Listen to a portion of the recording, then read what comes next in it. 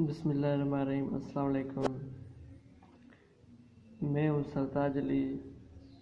इंशाअल्लाह इस वीडियो में हम एटम के ऊपर बात करेंगे कि एटम क्या है, एटम पे किन लोगों ने काम किया, एटम किस तरह डिस्कवर हुआ, एटम में कौन कौन सी चीज़ें हैं, एटम का स्ट्रक्चर किस तरह है, एटम में इलेक्ट्रॉन प्रोटॉन है वो कहाँ पाए जाते हैं।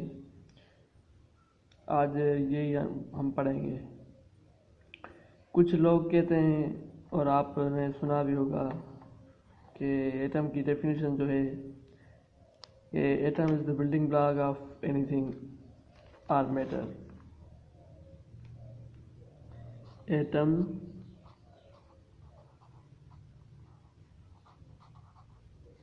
इज़ द बिल्डिंग ब्लॉक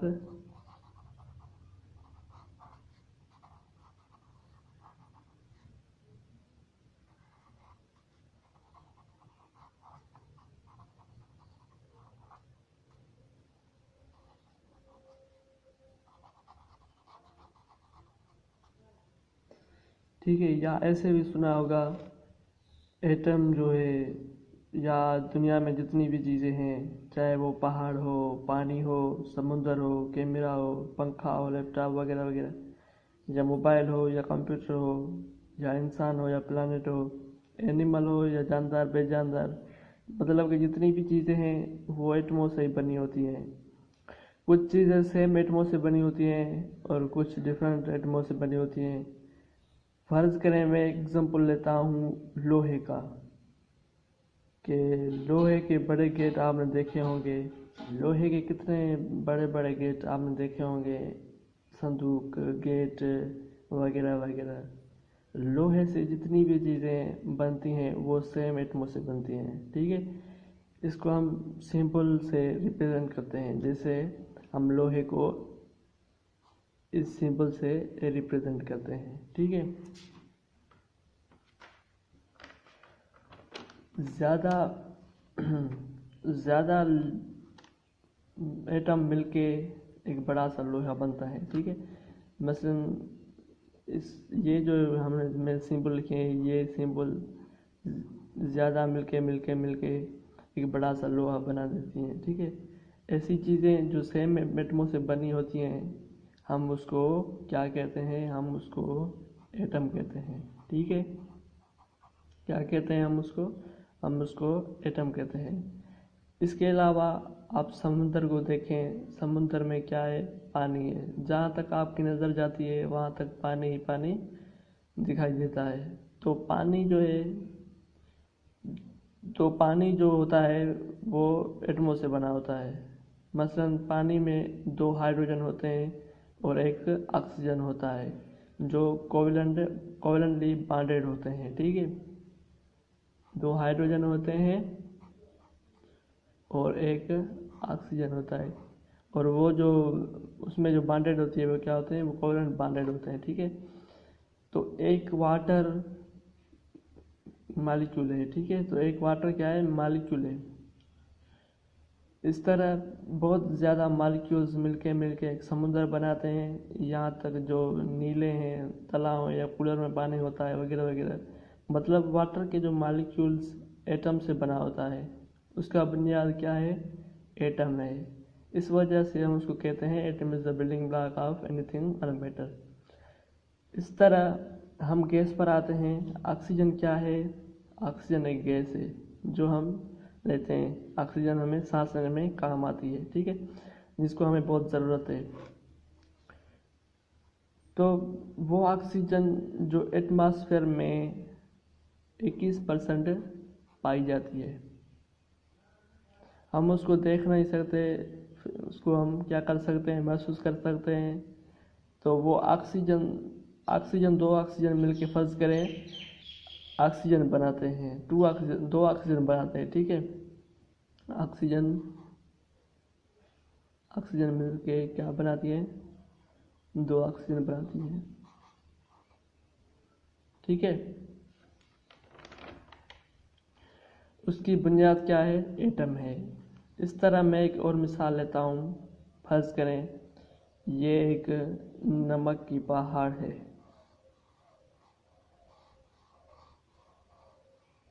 ठीक है। क्या है ये? एक नमक के पहाड़ है। तो नमक जो है एटमों से बना होता है, बहुत सारे एटम मिलके एक बड़ा पहाड़ बना देते हैं। तो आप नमक में देखेंगे तो दो एटम दिखाई देंगे, एक को हम कहते हैं सोडियम, एक को हम कहते हैं क्लोरीन। ठीक है, दो एटम, एक को हम क्या कहते हैं सोडियम कहते हैं, दूसरे को क्या कहते हैं क्लोरीन। नमक में दो एटम पाए जाते हैं। ठीक है, दो एटम कौन से? Sodium chloride. ये एटम मिलके आयनिक कंपाउंड बना देते हैं। क्या बना देते हैं? Ionic compound.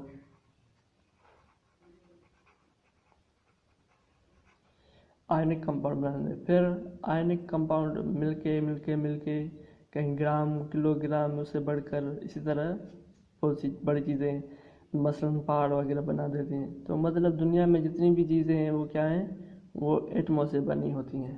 ठीक है, अब हम आते हैं एटम पे कि एटम पे किन लोगों ने काम किया और उसका स्ट्रक्चर क्या है। केमिस्ट्री जहाँ से स्टार्ट होती है अभी तक 118 एलिमेंट डिस्कवर हो चुके हैं। ठीक है, 92 एलिमेंट्स जो हैं वो नेचुरली हैं, बाकी जो एलिमेंट्स हैं वो क्या है? लेबॉरेटरी में तैयार किए गए हैं, मतलब कि डिस्कवर हुए। तो सबसे पहले जिसने एटम को डिस्कवर किया, एक साइंटिस्ट था जिसका नाम था जॉन डाल्टन।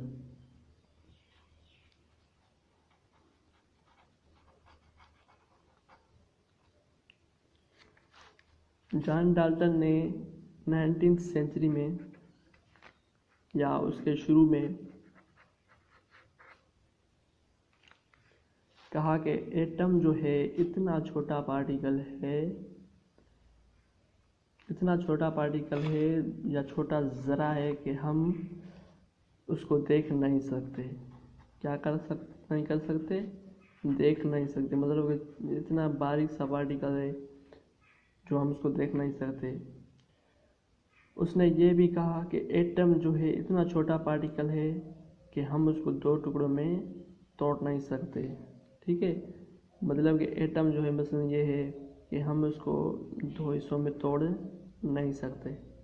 ठीक है, उसने कहा कि एटम जो है न तोड़ा जा सकता है, एटम न पैदा किया जा सकता है और न फना हो सकता है। ठीक है, मतलब कि एक कंटेनर है, उसमें एक वाटर है। ठीक है, ये कंटेनर है, उसमें क्या है? ये वाटर है। यहाँ से हम उसको आग देंगे, उसको आग देंगे, एक वक्त ऐसा भी आएगा जहाँ जितने भी वाटर हैं ये ख़त्म हो जाएगी। ठीक है, हम उसको आग जो देंगे वो ख़त्म हो जाएगी। हमको पता है एटम जो है मतलब हम जानते हैं वाटर जो है वो एटम से बना होता है। ठीक है, मतलब वाटर भी ख़त्म हो गया और एटम भी ख़त्म हो गए। ठीक है, बल्कि ऐसा नहीं है, ये गलत है। ये स्टीम में कन्वर्ट हो जाते हैं। वाटर जो है वो स्टीम में कन्वर्ट हो जाते हैं। वाटर जो है स्टीम में कन्वर्ट होता है, गैस में कन्वर्ट होता है। ठीक है, एटम ख़त्म नहीं बल्कि उसकी स्टेट कन्वर्ट हो जाती है। ठीक है, मतलब जो वाटर था वो स्टीम में कन्वर्ट हो गया। ठीक है, मिसाल के तौर पर एक कार्बन का ढेर है। ठीक है, ये एक कार्बन की ढेर है।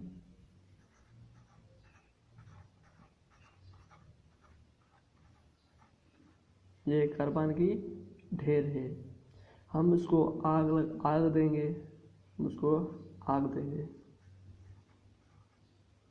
एक वक्त ऐसा भी आएगा कि ये कार्बन गैस जो है वो कन्वर्ट हो जाएगी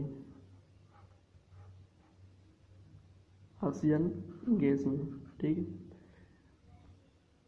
कन्वर्ट हो जाएगी। उसने ये भी कहा कि दुनिया में जितने भी लोग हैं, न एटम का कोई क्रिएट कर सकता है, जितने भी लोग हैं न एटम को कोई क्रिएट कर सकता है न ही उसको फना कर सकता है। ठीक है, उसने उस मॉडल के बाद दूसरा साइंटिस्ट आया जिसका नाम था जे थॉमसन।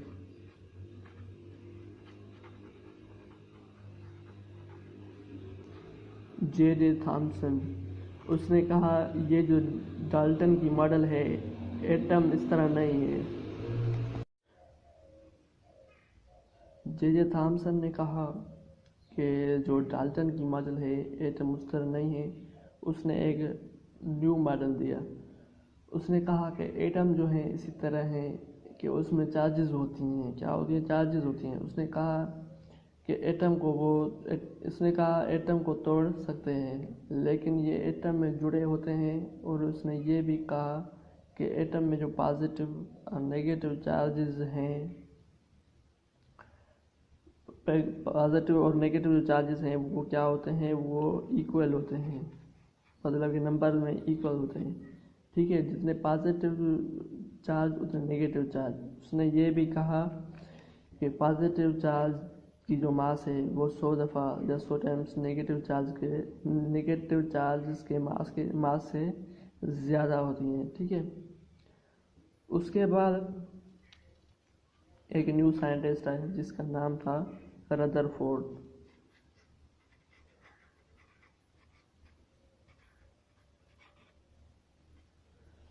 रदरफोर्ड ने थॉमसन से इख्तिलाफ किया। रदरफोर्ड ने कहा बाकी हम मानते हैं एटम में जो पॉजिटिव और नेगेटिव चार्जेस हैं या जो चार्जेस रखते हैं ये भी हम मानते हैं कि पॉजिटिव चार्ज की जो मास है वो नेगेटिव चार्ज से ज़्यादा है, लेकिन इस तरह इन्वेंट नहीं होते। उसने कहा पॉजिटिव चार्ज है एटम से, जो पॉजिटिव चार्ज है वो एटम के मतलब सेंटर पे है। ठीक है, जो पॉजिटिव चार्ज है वो एटम के सेंटर पे है। ठीक है, और जो नेगेटिव चार्ज है वो पॉजिटिव चार्ज के बाहर स्पायरली चक्कर लगाते हैं। ठीक है, ऐसे स्पायरली चक्कर लगाते हैं। ये जो नेगेटिव चार्ज है चक्कर लगाते हैं न्यूक्लियस से मिल जाती हैं। उसके अलावा रदरफोर्ड ने ये भी कहा जो सेंट्रल पार्ट है हम उसको न्यूक्लियस कहते हैं। हम उसको न्यूक्लियस कहते हैं। और न्यूक्लियस की जो साइज़ है बहुत छोटी है एज कंपेयर टू एटम। मतलब कि न्यूक्लियस जो छोटा है एटम से। ठीक है, उसके अलावा उसने ये भी कहा कि एटम जो है वो क्या है, वो न्यूट्रल है। वो न्यूट्रल है। उसके बाद आया, उस साइंटिस्ट के बाद आया बोहर्स।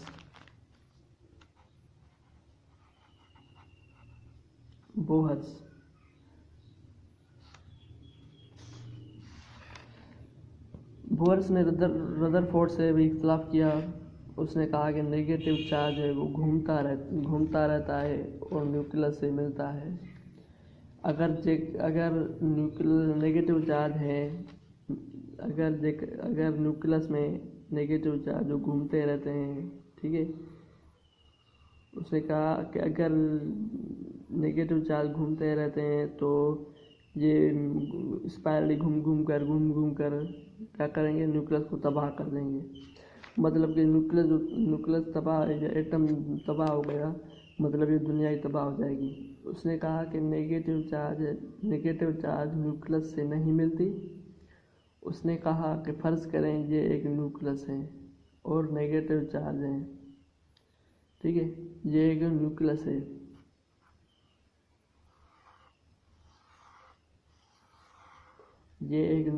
है। और नेगेटिव चार्ज फिक्स एनर्जी के साथ न्यूक्लियस के बाहर रिवाल्व करते हैं। ठीक है, इसकी एक मखसूस एनर्जी होती है जो फिक्स एनर्जी के साथ रिवाल्व करते हैं। ठीक है, उस पाथ को उसने शेल का नाम दिया। किसका नाम दिया? शेल का या ऑर्बिट का या एनर्जी लेवल।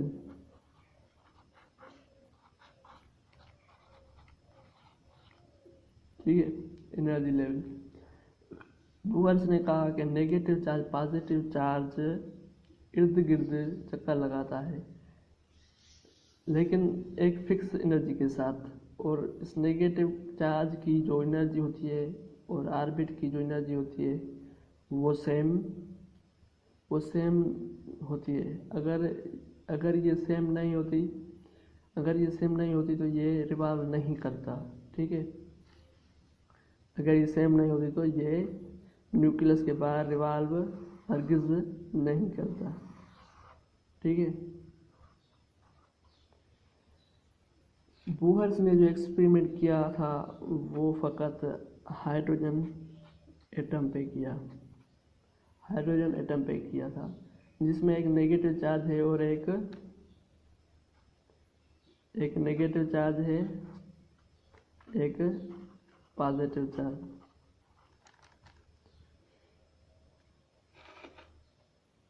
पॉजिटिव चार्ज था मतलब कि इलेक्ट्रॉन और प्रोटॉन। इसकी जो मॉडल थी वो यूनी इलेक्ट्रॉनिक सिस्टम पर मौजूद थी। यूनी इलेक्ट्रॉनिक सिस्टम पर मौजूद थी। ठीक है, इसकी जो मॉडल थी वो यूनी इलेक्ट्रॉनिक सिस्टम पर मौजूद थी। बोस ने बताया कि शेल एक दूसरे के ऊपर नहीं होते। इसने कहा कि शेल जो हैं एक दूसरे के ऊपर होते हैं, लेकिन उससे नहीं।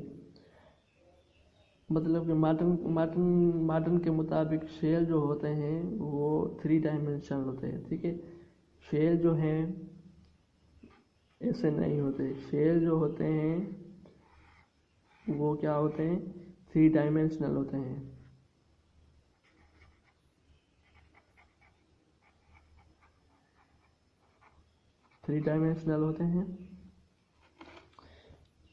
ऐसे शेल जो क्या होते हैं, 3 डायमेंशनल होते हैं।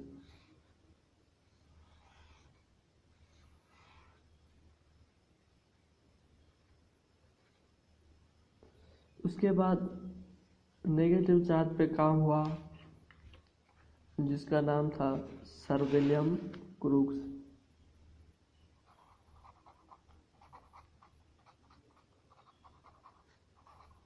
जिसने नेगेटिव चार्ज को डिस्कवर किया। उसने कहा कि नेगेटिव चार्ज है वो इलेक्ट्रॉन है। मतलब कि जो नेगेटिव चार्ज है वो क्या है, इलेक्ट्रॉन है। ठीक है,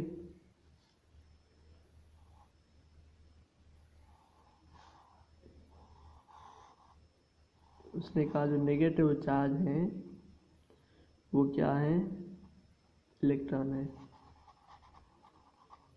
ठीक है, फिर उसके बाद एक दूसरा साइंटिस्ट आया जिसका नाम था गोल्डस्टीन।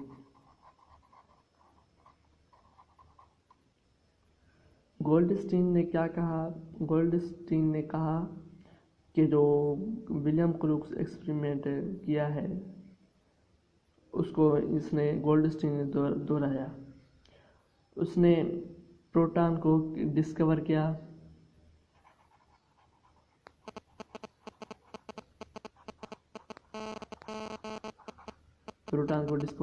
ठीक है, और उसने कहा जो पॉजिटिव चार्ज हैं जो न्यूक्लियस में है वो एक्चुअली प्रोटॉन है। ठीक है, जो पॉजिटिव चार्ज है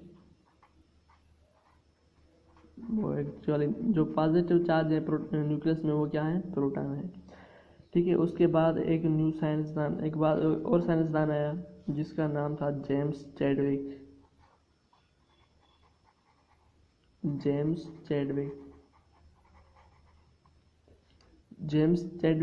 का जो एक्सपेरिमेंट था वो न्यूक्लियस पे था। जेम्स चैडविक ने न्यूट्रॉन को डिस्कवर किया। क्या किया, न्यूट्रॉन डिस्कवर किया। और न्यूट्रॉन का किसी भी साइंटिस्ट को मालूम ही नहीं था। ठीक है, आज का जो कॉन्सेप्ट है मतलब कि एटम में जितने इलेक्ट्रॉन होंगे उतने ही प्रोटॉन होंगे। ठीक है, एटम में जो अब आ गए सब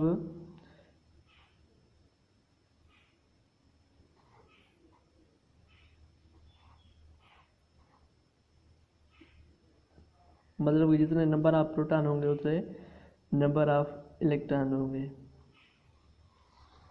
ठीक है।